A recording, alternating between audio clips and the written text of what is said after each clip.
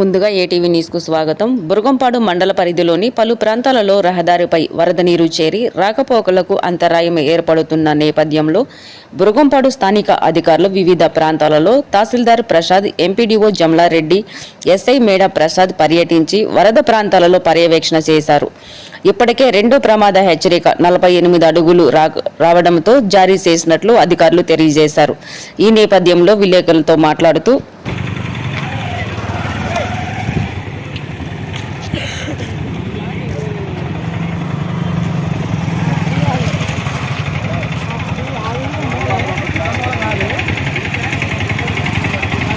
మిత్రులందరికీ నమస్కారం.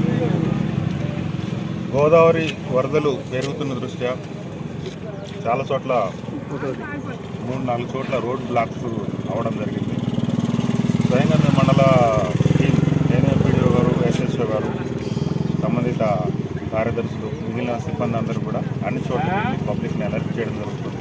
ఎక్కడైతే రోడ్స్ బ్లాక్ అవుతున్నాయో అక్కడ బ్యారికేడ్స్ పెట్టి బోత్ సైడ్స్ ట్రాఫిక్ని పంపించకుండా ఆపే ప్రయత్నం మేము చేస్తున్నాం. దయచేసి అందరూ కూడా ఎక్కడైతే వరదలు వచ్చేటటువంటి ప్రదేశాలు ఎక్కడైతే అక్కడ కూడా కొన్ని ప్రదేశాలకు వెళ్ళడం జరిగింది. వాళ్ళ ప్రజలతో కూడా మాట్లాడటం జరిగింది. సాధ్యమైనంత వరకు త్వరగా వాళ్ళని అక్కడ నుండి షిఫ్ట్ చేసి పునరావాస కేంద్రాలు ఏదైతే ఉన్నాయో మనకి ఇప్పుడు ఆల్రెడీ బురగంపాడు మండలంలో కేజీబీవీలో మనకి ఆల్రెడీ పెట్టడం జరిగింది. ఇంకా 2-3 సెంటర్లు కూడా అవసరాన్ని బట్టి మేము రెడీగానే ఉన్నాయి, అవి కూడా పెట్టేస్తాము. అయితే ముందే ఎవరు కూడా ఇబ్బంది పడద్దు. ఏదైనా సమస్యలు ఉంటే మా దృష్టికి తీసుకురావాల్సిందిగా నేను కోరుతున్నాను. దీని మీద మన ఎంపీడీఓ గారిని మాట్లాడాల్సింది పిట్పాడు మండల ప్రజలకు అందరికీ నమస్కారం అండి. వివిధ రాజకీయ పక్షాల బాధ్యులకు, అదేవిధంగా పాత్రికేయ మిత్రులకు ప్రతి ఒక్కరికి పేరు పేరున నమస్కారాలు తెలియజేస్తున్నాం. మరి గోదావరి ఒక 10 రోజుల నుంచి మనకి వారం రోజుల నుంచి ఉధృతంగా ప్రవహిస్తుంది. అందులో భాగంగా ఈరోజు 3వ ప్రమాద హెచ్చరికకు చాలా దగ్గరగా ప్రవహిస్తుంది. మనందరం కూడా ఎలర్ట్గా ఉండాలి. ముఖ్యంగా ప్రజలంతా కూడా ఎలర్ట్గా ఉండాలి. ప్రయాణాలు ముఖ్యంగా ఈ 2 రోజులు రద్దు చేసుకోవాలి. అదేవిధంగా ముఖ్యంగా గౌరవ జిల్లా కలెక్టర్ గారి ఆదేశాల మేరకు, గౌరవ శాసనసభ్యుల గారి ఆదేశాల మేరకు మండల్ టీం అంతా కూడా నిరంతరం రాత్రి నుండి అన్ని విలేజ్ల్లో కూడా మరి ఎక్కడా కూడా ఎటువంటి ముఖ్యంగా ప్రాణ నష్టం జరగకుండా చర్యలు తీసుకోవడం జరుగుతుంది. అందులో భాగంగా ముఖ్యంగా మోతేపట్టి నగర్, ఇరవెండి, కోయగూడెం, సారపాక, బురగంపహాడ్ ఎక్కడైతే నదికి దగ్గరగా ఉన్న ప్రాంతాలు ఏవైతే లాసెస్ అయ్యే అవకాశం ఉందో అక్కడ సిబ్బంది అందరినీ అలర్ట్ చేశాము. అదేవిధంగా రాజకీయ నాయకుల, ప్రజాప్రతినిధుల, వివిధ రాజకీయ పక్షాల సహకారం కూడా తీసుకుంటున్నాము.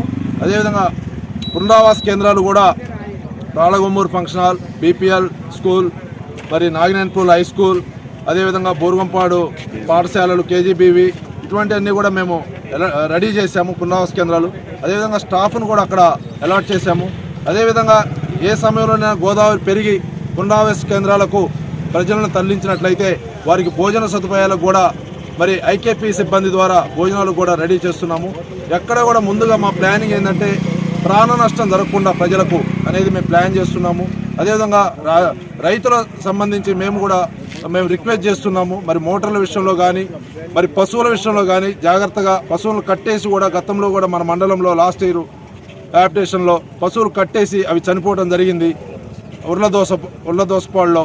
అటువంటివి జరగకుండా పశువులను కట్టేయకుండా జాగ్రత్తలు తీసుకుంటూ అవి వరద వచ్చినా కానీ పోయేలా ప్లాన్ చేసుకొని ప్రజలంతా అప్రమత్తంగా ఉండవలసిందిగా రిక్వెస్ట్ చేస్తున్నాం. మేమందరం కూడా ఎప్పుడు 24 గంటలు మీకు అందుబాటులో ఉంటామని వరద తగ్గే వరకు మేము మీకు తెలియజేస్తూ ఈ అవకాశం ఇచ్చినందుకు ధన్యవాదాలు తెలియజేస్తున్నాం. ఇప్పుడు ఎన్ని అడుగులు ఉంది గోదావరి, పెరిగే అవకాశం ఏమైనా ఉందని?